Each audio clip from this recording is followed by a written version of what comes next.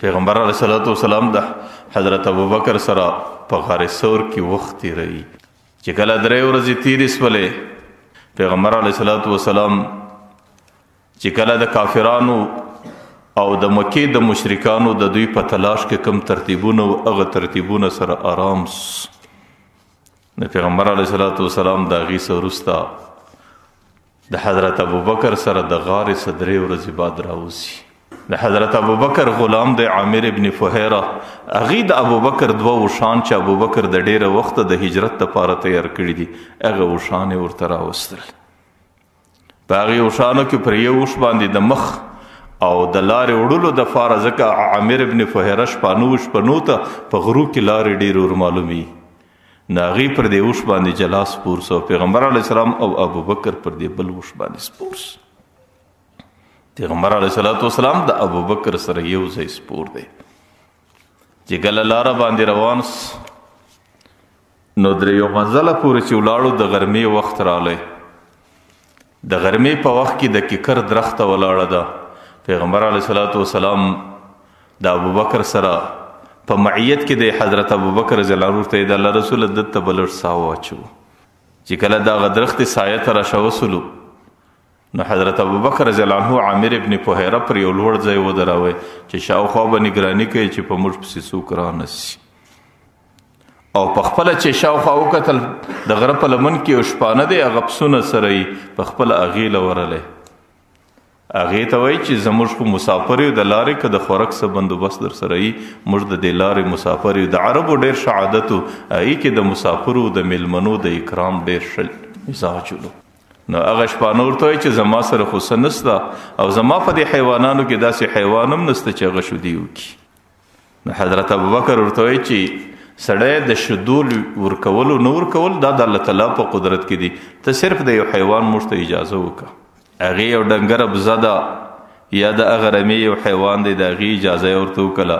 ابوبکر هغه در پیغمبر علیه السلام پورې راورسوله. هغه شپانه ورسره را روان دی. پیغمبر علیه الصلاۃ والسلام هغه سایه باندې د دې حیوان پر ملا باندې داسې لاس تیر کړي د هغه حیوان پر بدن باندې یو دم غوښه پیدا سوه د هغې د غولاندې او د توی څه یو دم شیدې را روانې سوې. پیغمبر علیه الصلاۃ والسلام هغه شیدې وچښلې د هغې څه وروسته حضرت ابوبکر رضی الله عنه وچښلې. هغه شیدو دپاره عامر ابن فهیره چې شپانه و هغه را طلب کړي هغې وچښلې. هغه شپانه چې دلته د دې پسو شپانه دی هغې هم وچښلې. هغې چې دې حال ته ګوري د خلکو ته ګوري د خپل پسه ته ګوري د هغې هغه معجزه او کرامت ته ګوري هغه ډېره په حیرانتیا کې دی. آخر د پیغمبر علیه الصلاۃ والسلام څخه پوښتنه کوي ورته ته څوک یې؟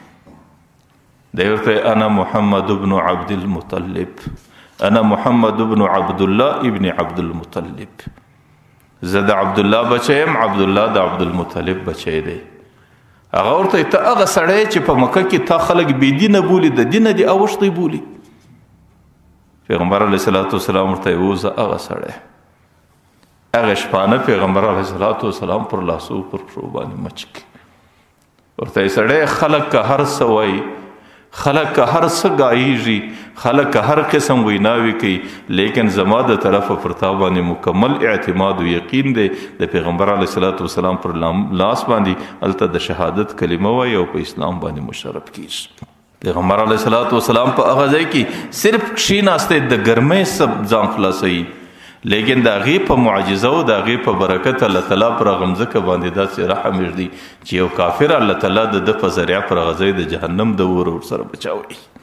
چې کله لږ هوسایي وسوله نو حضرت ابوبکر پیغمبر علیه الصلاۃ والسلام ته وایي چې بس د منزل تلاش دی نو بیا د دې ځای سره روانېږي.